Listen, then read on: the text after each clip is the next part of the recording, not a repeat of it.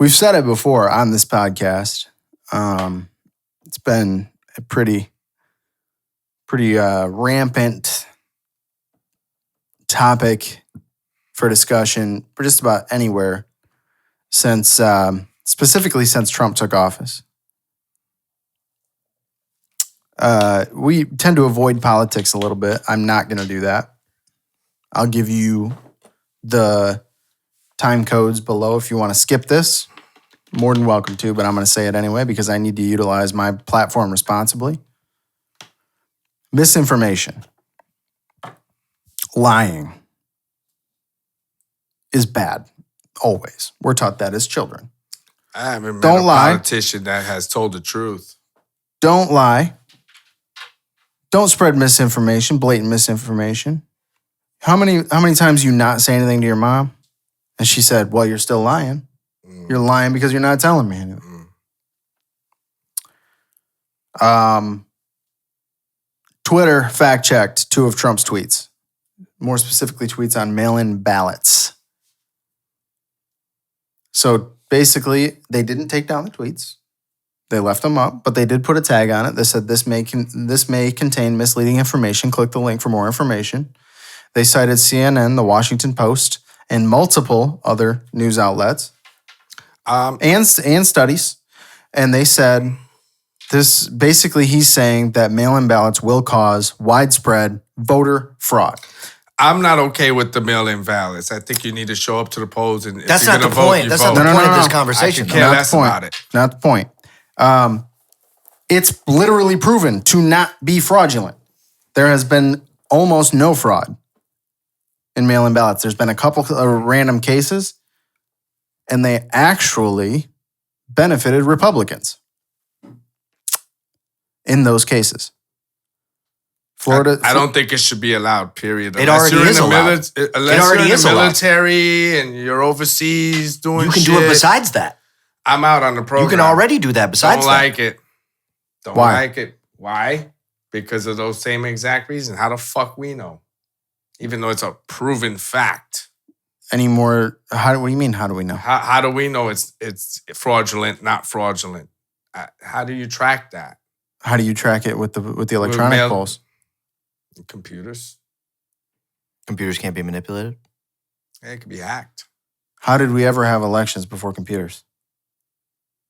Physical ballots. Physical ballots. Where they come from means nothing.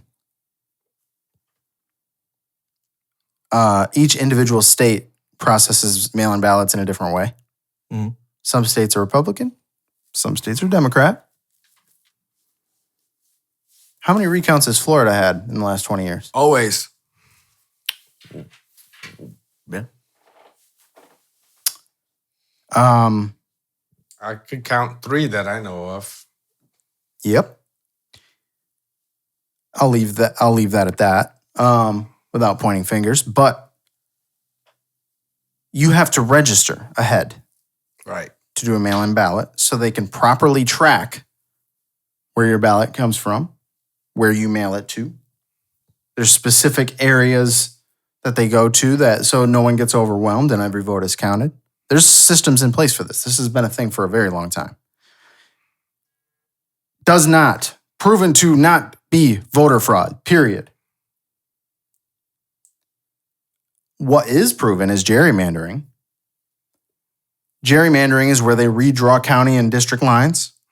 So certain people have to travel a ridiculous amount to get to polls. Instead of being able to vote the one 5 minutes away. You're familiar with that in New York.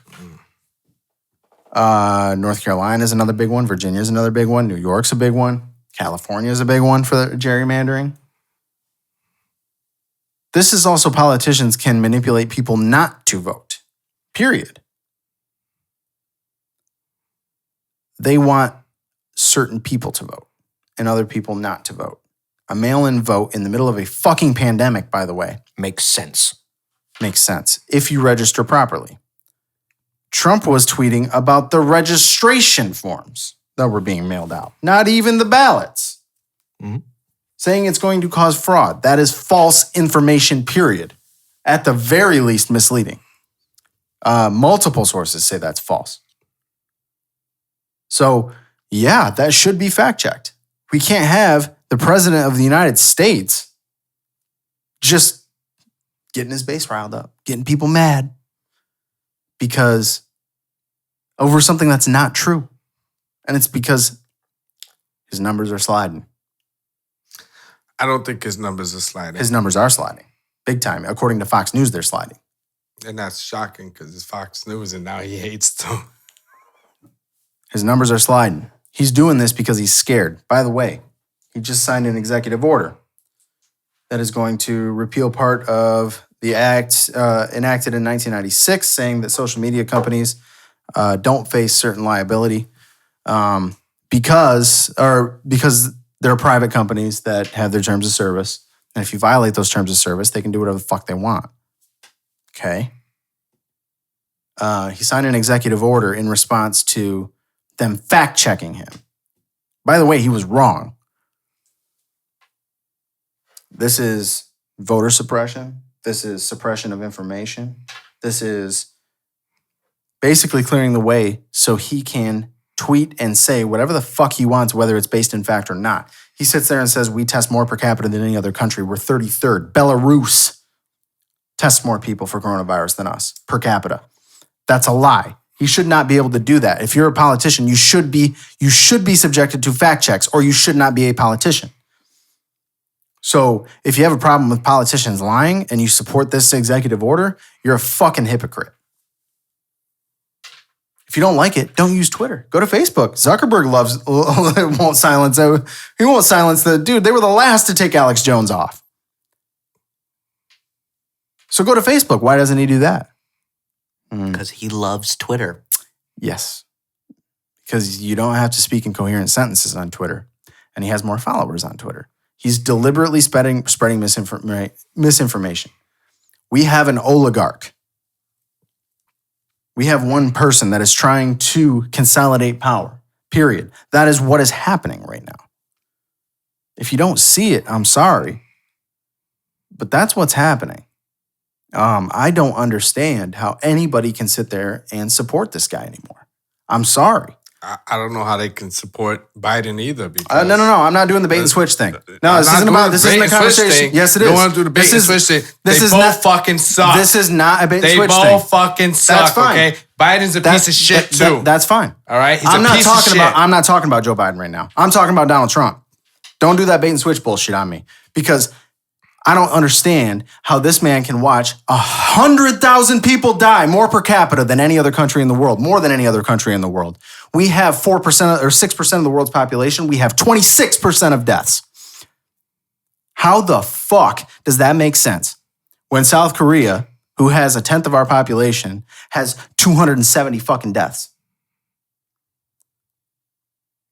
It's because he failed. He failed to act. He failed to shut down. He wouldn't do anything because he wanted to keep his precious stock market up and his economy up. Well, guess what? Our economy now is the only one that's in complete economic collapse. We are the only one with a depression right now. The closest to us would be Britain. We are the only ones. And he's fucking responsible and he fucking knows it. I agree. Period. There's no other way to fucking look at it. This guy can't lead. He can't make critical decisions. He has no fucking idea how to handle a crisis. And I don't like Joe Biden either, bro. That's why I'm not voting. I don't like neither. I'm not going to make the same mistake I made but you know 4 years ago. You know what? Joe Biden and Barack Obama set up the pandemic task force that Donald Trump got rid of in 2018. They were the ones who prepared us. They're the ones who handed over the playbook. Mitch McConnell admitted this. Mitch McConnell, fucking Moscow Mitch, baby, admitted, yes, we did have a playbook. We didn't follow it. My bad. I didn't know that. He admitted it. They had the playbook. They had the task force. They had all the resources set up, and they cut them in 2018. And guess what? Now we've got 100,000 people dead. Joe Biden can manage a crisis. Joe Biden, 100,000 people don't die. Period.